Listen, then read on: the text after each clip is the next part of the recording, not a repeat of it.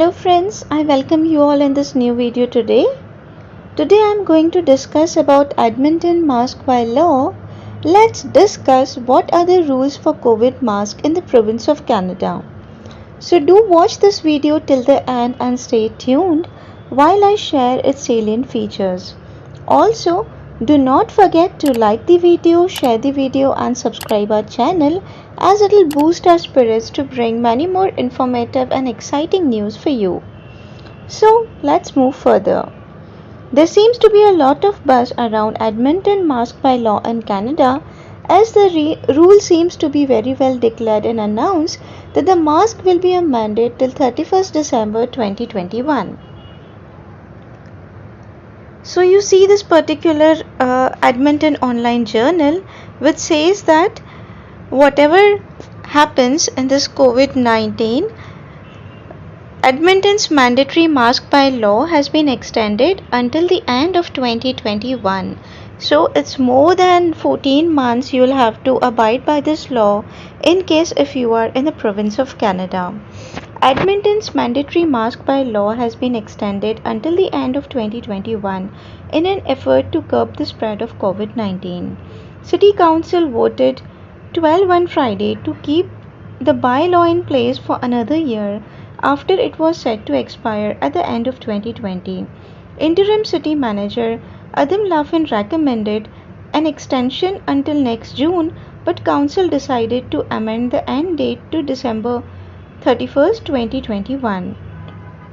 Under the bylaw, residents are required to wear face covering in publicly accessible indoor spaces including retail stores, entertainment venues, recreation facilities and on the transit system. The bylaw can be repealed or extended by council at any time prior to the expiry date. Count Mike Nickel was the sole vote in opposition. Council's decision came just hours before the province reported a new daily record with 1155 cases, 499 in Edmonton zone. There are currently 4520 active cases in the region. About 49 residents addressed council virtually last Friday on the proposed renewal of the bylaw, with almost all in opposition. An additional 64 people who signed up didn't attend and another 120 people signed up to speak on the carryover day. Council then decided to cancel the Thursday meeting, citing that those who attended on the scheduled day were hurt. Residents were given the opportunity to send written submissions to the council, and Mayor Don Iveson said he heard a majority of support for the bylaw extension. He said vocal opposition last week started making residents nervous about whether it would be extended or not. The fact that we were even having the debate as if we might not renew it actually scared a lot of people, he said. We don't want to start that anxiety up again in few months' time. We would rather have a celebratory discussion about repealing it rather than fear-fueled, divisive debate again in few months over the extension of the same. Iveson said the city would look at provincial data such as the active case rate and positive rate in order to inform discussions about the potential appeal. He said the hope is to be able to have the discussion next spring, and in the meantime the mask mandate will help limit the spread of the coronavirus. It will be the same indicator that will inform the removal of all those measures which again we hope will be in the first part of next year, and when that comes we'll be able to pass 3 readings of bylaw to repeal the mask by law in due course. He said, "This will be a point of great celebration and I look forward to it, and I just hope it's sooner rather than later like everybody else."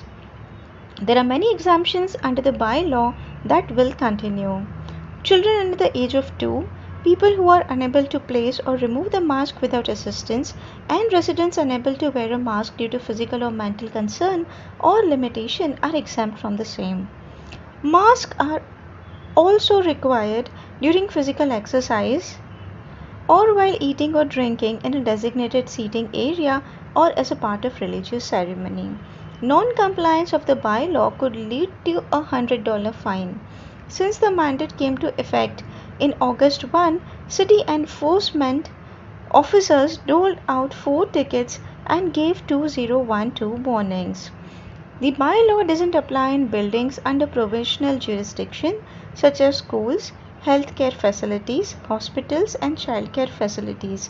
Employee-only spaces with a physical barrier between patrons and common area of multi-unit residential buildings are also an exemption from the same.